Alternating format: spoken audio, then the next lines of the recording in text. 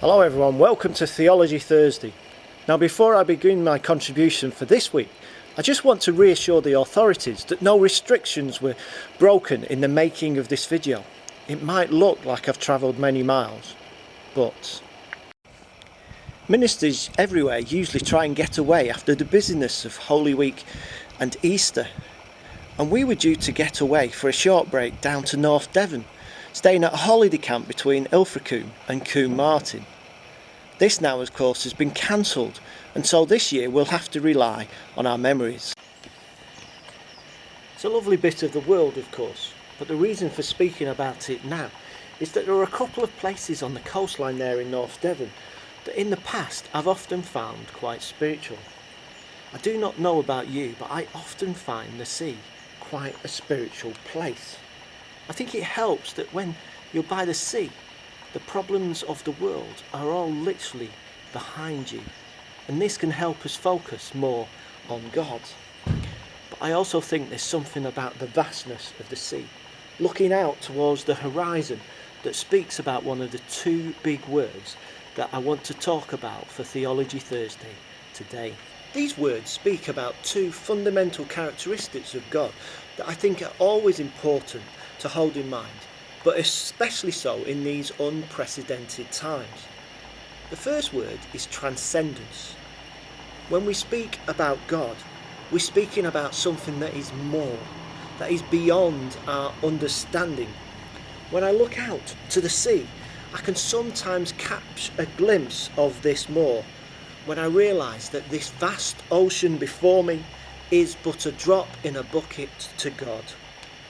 To speak of God as transcendent is to recognise that God stands beyond the day-to-day problems of the world. Professor Frances Young, a retired Methodist minister, wrote poignantly about this.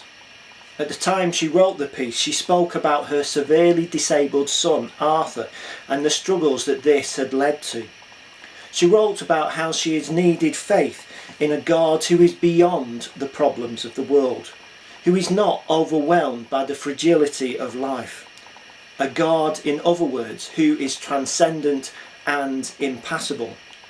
She speaks of God's essence as an ocean of love that can absorb all the suffering of the world and purge it without being polluted or changed by it.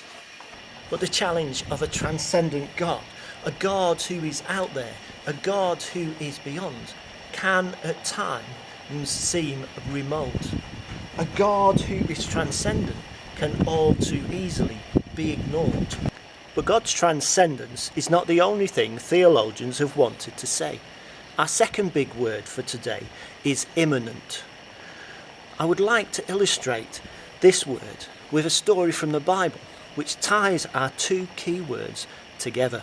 One day, Jesus was out in a boat on the Sea of Galilee with the disciples when a furious storm arose.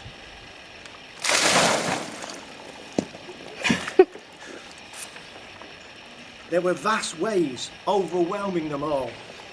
Don't forget, these were experienced fishermen as well, so this must have been quite a storm. But Jesus was certainly not overwhelmed by it all. He was asleep on a cushion.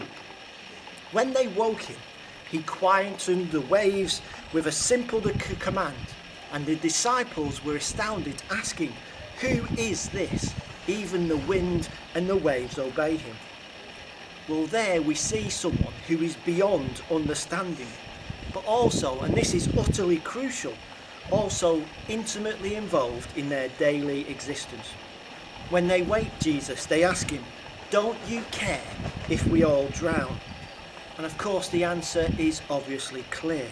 He cares enormously about them.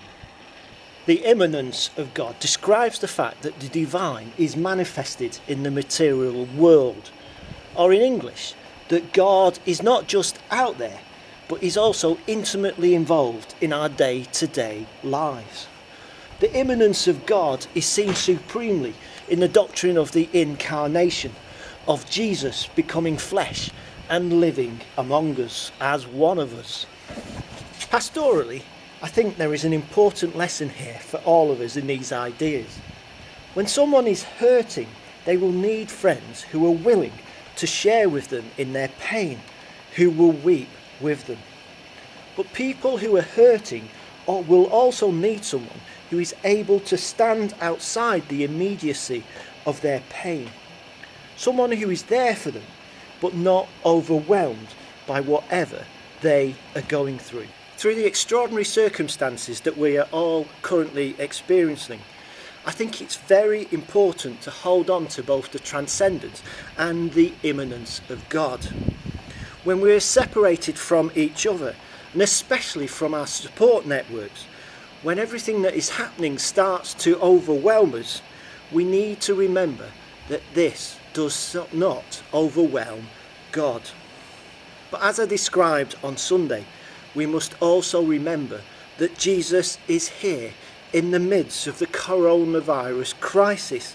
He is right alongside us, suffering with us and holding us in his loving hands. Amen.